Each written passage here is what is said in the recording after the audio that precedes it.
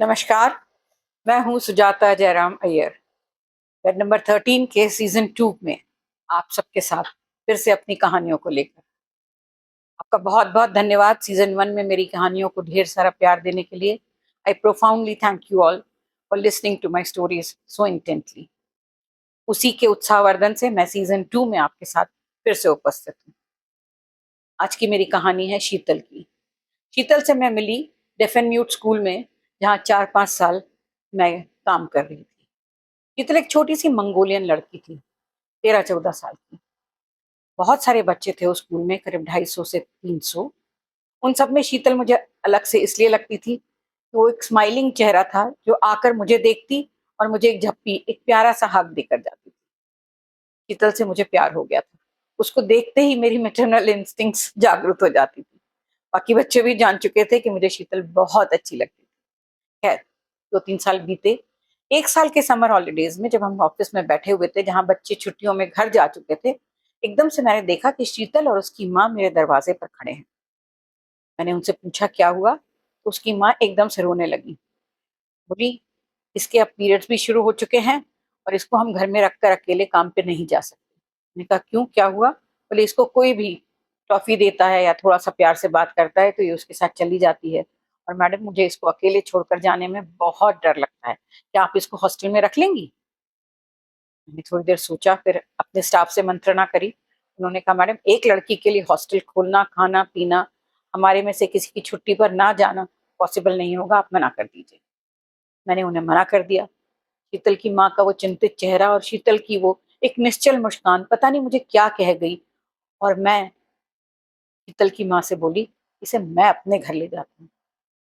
एकदम से अनजाना सा वो मेरा डिसीजन मुझे भी आश्चर्यचकित कर रहा था, और मैं शीतल को घर ले आई। उसकी माँ ने सर स्वीकार कर लिया और मैं उसको घर ले आई। रास्ते भर मैं सोचती रही कि मैं इस लड़की को घर तो ले आई हूँ जो मूक बधिर है, ना तो मेरे घर वालों को साइन लैंग्वेज आती है, मैंने भी तो अभी साइन लैंग्वेज सीखना शुरू किया है।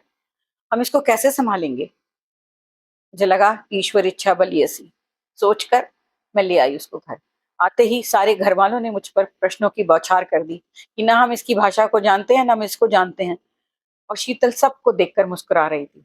शायद उसकी मुस्कुराहट थी जिसने सबका दिल जीत लिया, और सबने कहा कि ठीक है, अब ले आई हो तो रखो। और हम धीरे धीरे शीतल के साथ घुलने मिलने लगे। शीतल को हमने घर में थोड़ी थोड़ी, छोटी छोटी, बहुत सारी चीजें सिखाई। शीतल हमारे घर में रच बस गई। मेरे स्टाफ ने को भी मैंने सख्त हिदायत दी थी कि ये लड़की है और इसको हमको बहुत अच्छे से रखना है, इसके ऊपर ध्यान रखना है, क्योंकि कोई भी गलती, इसका पैर फिसला और हम सबकी जिम्मेदारी होगी। मेरा स्टाफ भी बहुत अच्छे से देखता था, मेरे परिवार के सदस्य भी उसको बहुत प्यार करने लेते। थी ये शीतल इतनी प्यारी, सबके साथ एकदम घुल मिल गई। सुबह उठती, नहाती, भगवान के सामने मेरे साथ हाथ जोड़ती। फिर उसको मैंने एक ब्यूटी पार्लर में डाल दिया, जहाँ मेरी एक बहुत ही अच्छी सहेली ने उसे ट्रेनिंग देनी शुरू कर दी। उसने मसाज करना शुरू कर दिया। 1 बजे वो घर आती, फिर हमारे साथ टेबल पर बैठकर खाना खाती, दोपहर में थोड़ी देर सोती, फिर शाम को मैं उसको पढ़ाने बैठ जाती। उसको मैं ABCD, ड्राइंग और थोड़ी सी सिलाई बनाई, चाय बनाना, ऐसा सारा सिखा रही थी। देखते देखते 2 महीने गुजर गए। स्कूल खुलने का टाइम आ गया। मैंने शीतल से इशारों में कहा कि तुम्हें अब स्कूल जाना होगा। वो नहीं मानी, बोली नहीं, मैं तो यहीं रहूंगी। मेरे घर वाले भी उससे इतने अटैच हो गए थे, यकीन मानिए, कि उसको जाने नहीं देना चाहते थे। 1 महीना और बीत गया। दूसरे महीने मेरे पति ने कहा कि अब बस लाड़ प्यार बंद, इसको छोड़ के आओ इसके हॉस्टल में। हम ये सोच ही रहे थे, उतने में उसके माता पिता भी आ गए। उसके पिता ने एक अजीब सा प्रस्ताव हमारे सामने रखा कि इसको अडॉप्ट कर लीजिए और इसके बदले हमें कुछ पैसे दे दीजिए। हम दोनों निःशब्द थे। ये क्या कह रहे हैं? ये सुनकर तो मेरे पति और आग बबूला हो गए। बोले नहीं, इस लड़की को तुम तुरंत छोड़ के आओ, ये सारी जिम्मेदारी हम उठा नहीं सकते। तुम आगे के परिणाम सोच के भी सोचा है तुमने? मेरा मन भी थोड़ा उदास हुआ, पर फिर मुझे लगा कि नहीं, अब मुझे अपने प्रेम को यहीं पे हाँ कहना पड़ेगा, और मैं उसे हॉस्टल छोड़ने के लिए चल दी। वैसे भी मैं स्कूल तो जाती ही थी, शीतल मेरे साथ स्कूल जा ही रही थी। मैंने उसको हॉस्टल में छोड़ दिया। शीतल बहुत रोई, बहुत रोई। घर आकर हम सबका मन भी बहुत उदास था।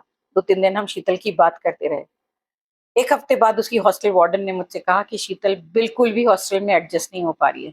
उसे ना वहाँ का खाना अच्छा लग रहा है, ना उसको वहाँ पे रहना अच्छा लग रहा है। वो बार बार शिकायत करती है कि पानी गर्म है, पानी ठंडा है, नहाने के लिए रोज जिद करती है। हमारे यहाँ तो कभी पानी आता है, कभी नहीं आता है। हम उसको बाल्टी भर भर कर पानी नहीं दे सकते। वो चम्मच से खाना खाना चाहती है। रात में नाइट ड्रेस पहनती है, जिसको देखकर बाकी बच्चे उसके साथ रहने को तैयार नहीं है, उससे चिढ़ने लगे हैं और वो अपनी ही भाषा में बहुत लड़ते हैं। मैं सुनकर थोड़ी देर के लिए मुझे समझ नहीं आया कि मैं इसका क्या जवाब दूं। शीतल तो हमारे घर में 3 महीने में रच बस गई थी। उसने वही सब सीखा था जो हम कहते थे, हम करते थे। मैंने उसे एक दूसरी ही दुनिया में ले गई थी। तब मुझे लगा, क्या मैंने शीतल को अपनी दुनिया में लाकर एक नई दुनिया दिखाकर गलती करी थी। अब उसका अपने लोगों के बीच में रहना दूभर हो रहा था, जहाँ उसके सारे मूक बधिर साथी थे। वो उसका घर था और उसको वहीं जिंदगी गुजारनी थी। आप बताइए, क्या मैंने गलती करी?